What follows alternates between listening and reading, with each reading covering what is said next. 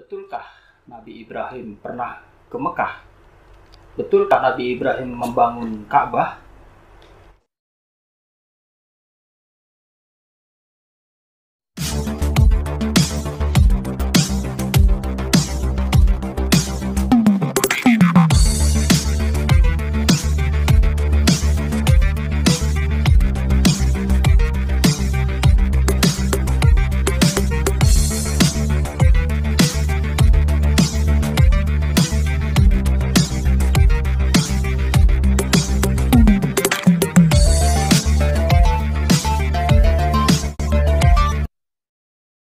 Apa kabar para sahabat? Jumpa lagi di channel kita ini. Semoga memberkati. Video bahasan kita kali ini. Betulkah Abraham dan Ismail membangun Ka'bah? Untuk tema pertama kali ini kita akan membahas masalah yang sering dibahas di media, yaitu betulkah Nabi Ibrahim pernah ke Mekah? Betulkah Nabi Ibrahim membangun Ka'bah? Dan betulkah air Zam-Zam itu ada? Kita akan korek ini dan pastinya akan kita buka dokumen-dokumen juga, baik itu bukti-bukti arkeologis maupun bukti-bukti teologisnya, langsung bersama dengan Pak Ali. Ini Pak Ali, masalah Ka'bah, kemudian masalah air Zam-Zam, kemudian masalah pembangunan Ka'bah yang dilakukan oleh Nabi Ibrahim. Apakah itu ada bukti-bukti otentik dari kitab suci yang Bapak pelajari? Sebelum video dilanjut, yang belum subscribe silahkan subscribe, share sebanyak-banyaknya kepada rekan-rekan Anda, dan jangan lupa, diklik tombol loncengnya, supaya setiap upload video baru Anda dapat notifikasinya. Tema yang berkaitan dengan Ka'bah maupun Zam-Zam itu merupakan tema yang sangat penting untuk dikaji secara bersama, terutama penganut agama Samawi, yakni Yahudi, Kristen, dan Islam, karena ketiga agama ini sebetulnya memiliki mata rantai yang satu. Nah, di dalam Islam tentu saja ini merupakan pijakan awal, karena kita bicara mengenai apa betul Ka'bah itu terkait langsung dengan sang tokoh yang bernama Ibrahim. Di dalam Al-Quran memang ini agak berbeda informasi detailnya berkaitan dengan apa yang termaktub dalam kitab suci Kristen. Tapi dokumen Islam ada kecocokan dengan tradisi Yahudi. Nah, sebagai langkah awal saya kutipkan ayat yang termaktub dalam surah Al-Baqarah, surah yang kedua. Ayat yang ke-127 itu ada informasi begini. Bismillahirrahmanirrahim. Wa idh yarfa'u Ibrahimul qawa'ida minal baiti wa Ismail. Ayat ini penting untuk dikaji karena ada sesuatu yang aneh dalam tanda kutip. Pertama, disebutkan nama tokoh. Yang kedua, diungkapkan ungkapan doa yang khas. Kenapa di sini penting? Ada dua nama tokoh, yang pertama Ibrahim, yang kedua Ismail. Dan kemudian doa yang dipanjatkan oleh mereka berdua. Ayat 127 itu dikatakan wa idh yarfa'u, dan ingatlah tatkala telah meninggikan. Siapa yang telah meninggikan itu? Ibrahim, yakni Ibrahim. Apa yang telah ditinggikan oleh Ibrahim? Al-qawa'ida minal baiti, pondasi rumah Allah. Banyak orang beranggapan bahwa jaraknya antara Nabi Ibrahim ke Mekah ini, Nabi Ibrahim tinggal di mana itu? Kalau sekarang ya di Saudi Arabia kan? Enggak, waktu Nabi Ibrahim pertama di wilayah Palestina. Ya. Dia jalan atau gimana ke Arabnya itu? Sekarang begini ya. Islam kan sudah mengenal ayat berkaitan dengan li'ila fi Quraisyin ila fihim rihlatash syita'i was-saif falyabudu rabb hadzal bait. Nah, ada kata al-bait itu merujuk pada rumah di Mekah. Rabb hadzal bait. Kemudian ayat itu mengatakan bahwa orang-orang pada musim dingin, mereka pergi ke wilayah utara. Pada musim panas, mereka pergi ke wilayah selatan. Coba perhatikan, wilayah Mekah menuju wilayah utara, itu kan menuju wilayah Palestina. Berapa bulan? Dan itu menggunakan apa? Kendaraan unta. Kendaraan unta. Ke arah selatan juga menggunakan kendaraan unta. Apakah itu mustahil? Tidak mustahil. Tidak biasa. Yang kedua, Salomo atau Sulaiman berkaitan dengan Ratu Sheba. Ratu Sheba itu wilayah Yaman. Dari Yaman itu kan selatannya wilayah Makkah. Tapi ternyata Ratu Sheba berkunjung ke wilayah Palestina. Apakah itu mustahil? Tidak. Diceritakan di dalam Alkitab bahwa Ratu Sheba berkunjung ke wilayah Palestina. Apa itu mustahil? Tidak ada yang mustahil. Sudah berapa bukti? 2 bukti. Bukti yang ketiga. Kalau Ibrahim dari wilayah Babilonia, kemudian pergi ke wilayah Palestina, kemudian pergi ke wilayah Mesir, itu jaraknya berapa jauh?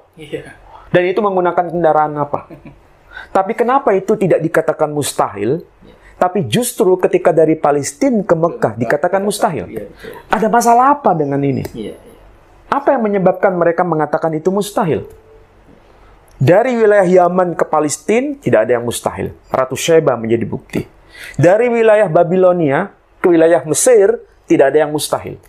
Dan itu berkaitan dengan Sarah bersama Abraham pergi sampai ke wilayah Mesir. Berapa kilometer itu jauhnya?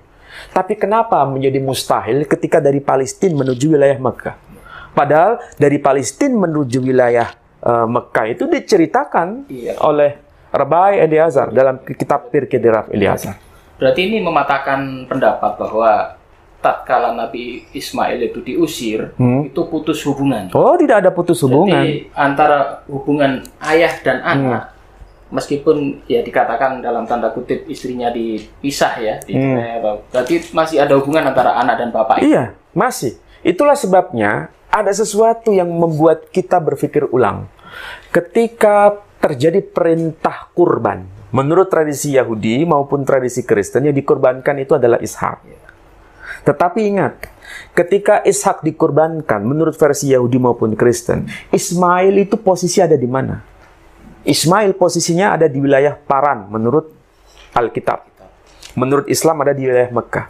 Tapi masalahnya mau disebut Paran, mau disebut Mekah, itu soal bahasa. Tapi kenapa ketika terjadi peristiwa perintah kurban, Ismail itu terlibat, diajak untuk pelaksanaan ibadah kurban. Kurban yang ada di Moria itu. Jadi Ismail diajak dan dia tahu siapa yang akan dijadikan kurban. Bukan binatang yang akan dijadikan kurban. Kita bahas klaim Ali. Ibrahim dan Ismail meninggikan pondasi Ka'bah yang ada di kota Mekah. Mengenai ini akan kita bahas. Yang pertama, berdasarkan keyakinan Islam, yang sebenarnya sangat bertentangan dengan logika. Namun tadi di depan Ali membandingkannya dengan 3 peristiwa perjalanan yang lain.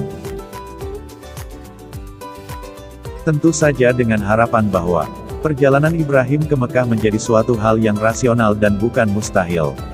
Kita akan kupas satu persatu asumsi Ali ini. Apakah rasional ataukah tidak? Ismail dan Hajar tinggal atau menetap di Mekah. Menurut kisah-kisah Islam, Ibrahim mengantar istri keduanya Hajar dan anaknya Ismail ke suatu tempat dan kemudian meninggalkannya di situ. Di mana kemudian Hajar dan anaknya Ismail menetap, yaitu di Mekah. Sedangkan Ibrahim kembali ke tempat tinggalnya di Palestina. Yang akan kita bongkar di sini adalah keberadaan Ismail dan Hajar di Mekah. Apakah bisa diterima dengan logika? Mengingat adanya jarak yang sangat jauh sekali antara Mekah dan Palestina, di mana Ibrahim menetap, karena menurut kisahnya, relasi antara kedua pihak tetap terjalin.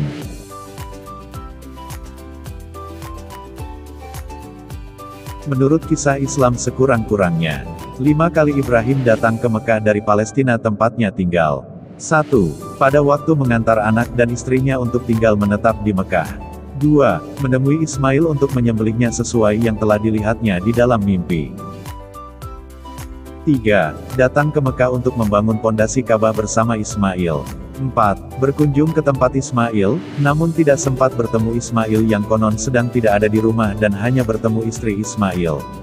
Kemudian berpesan untuk disampaikan kepada Ismail agar mengganti tiang pintu rumahnya. Yang bermakna agar Ismail mengganti istrinya itu. 5. Berkunjung kembali untuk menengok Ismail. Namun kembali tidak bertemu Ismail dan hanya bertemu istri Ismail yang baru.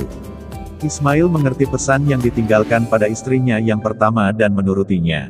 Ismail mengganti istrinya. Pada kunjungan itu, Ibrahim lagi-lagi hanya berpesan kepada Ismail melalui istrinya, agar mempertahankan tiang pintunya, yang maknanya supaya istrinya saat ini dipertahankan. Dan Ismail melakukan pesan itu. Nah, mari kita mulai bahas dengan dasar logika. Handicap utama yang ada tentunya akan menjadi fokus perhatian kita, yaitu jarak yang jauhnya mencapai 1.400 km.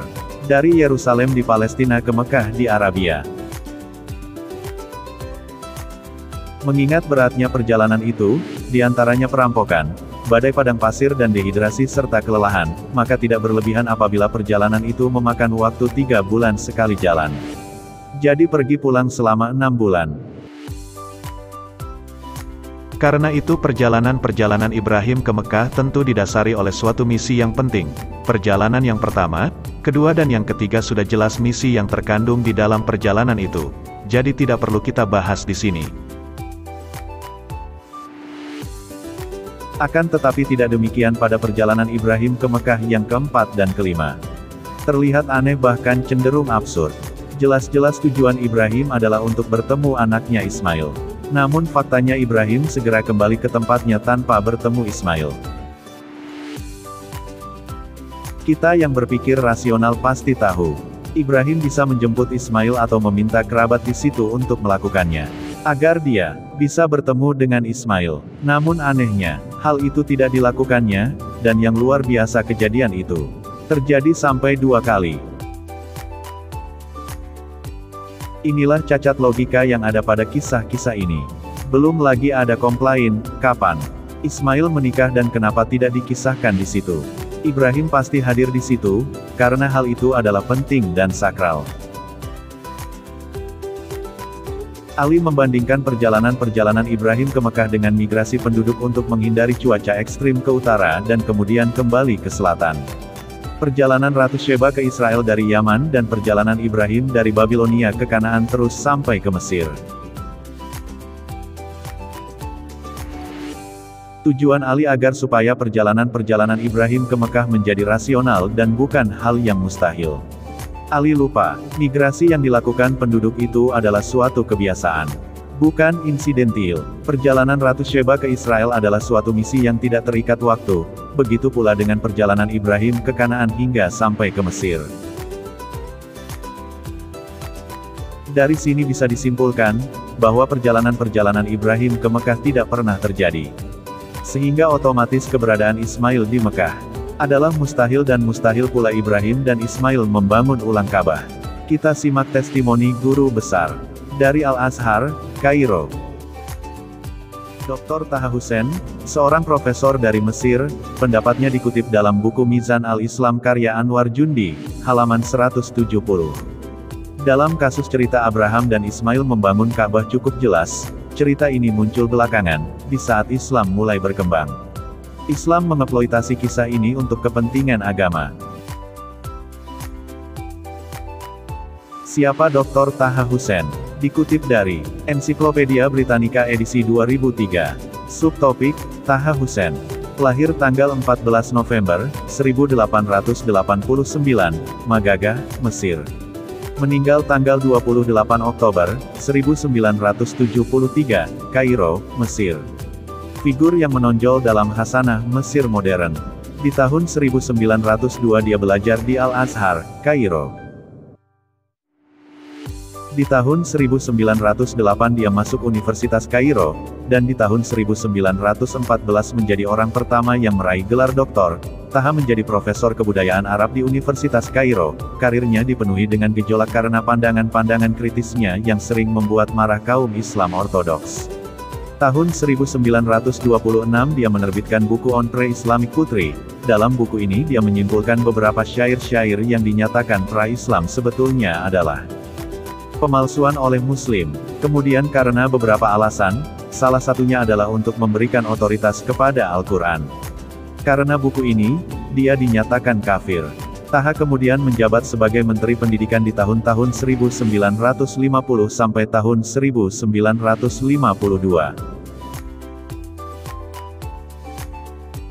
Kita lihat di sini kisah-kisah itu hanyalah muncul pada literatur-literatur Islam dan bertentangan dengan logika.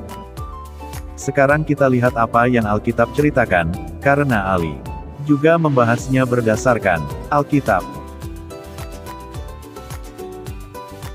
Kita mulai dengan Hagar dan Ismaik diusir. Kejadian pasal 21 ayat 10. Berkatalah Sarah kepada Abraham, usirlah hamba perempuan itu beserta anaknya, sebab anak hamba ini tidak akan menjadi ahli waris bersama-sama dengan anakku Ishak. Di manakah kemudian Hagar dan Ismaik tinggal?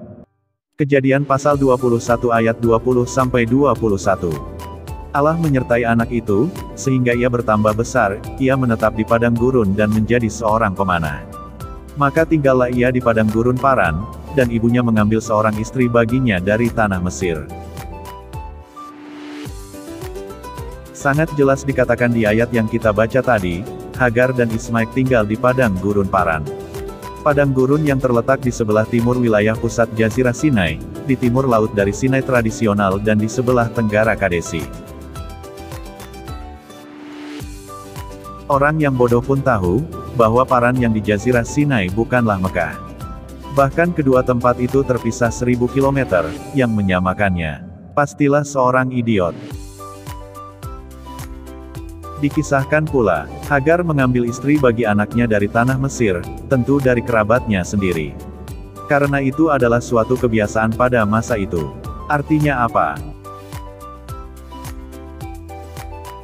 Hagar tinggal dekat dengan kaum kerabatnya.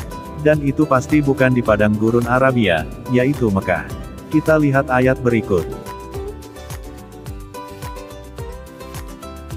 Kejadian pasal 25 ayat 7-9.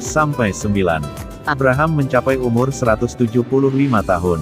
Lalu ia meninggal. Ia mati pada waktu telah putih rambutnya, tua dan suntuk umur, maka ia dikumpulkan kepada kaum leluhurnya. Dan anak-anaknya, Ishak dan Ismaik, menguburkan dia dalam gua Mahpelah, di padang Efron bin Zohar, orang Het itu, padang yang letaknya di sebelah timur Mamre. Karena Ismaik tinggal tidak jauh dari Abraham dan Ishak, maka Ismaik bisa turut mengubur ayahnya itu. Hal yang mustahil apabila Ismaik tinggal di Mekah. Sudah kita urai panjang lebar dan kita dapati hal-hal janggal berdasarkan kisah-kisah Islam. Sementara pula kisah tokoh yang sama, kita bahas yang ada di dalam Alkitab. Konklusinya,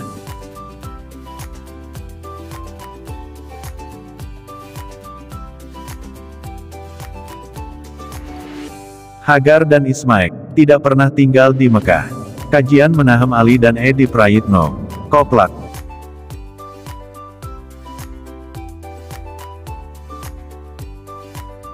Sekian bahasan kali ini, semoga memberkati. Hagar dan Ismail tidak tinggal di Mekah.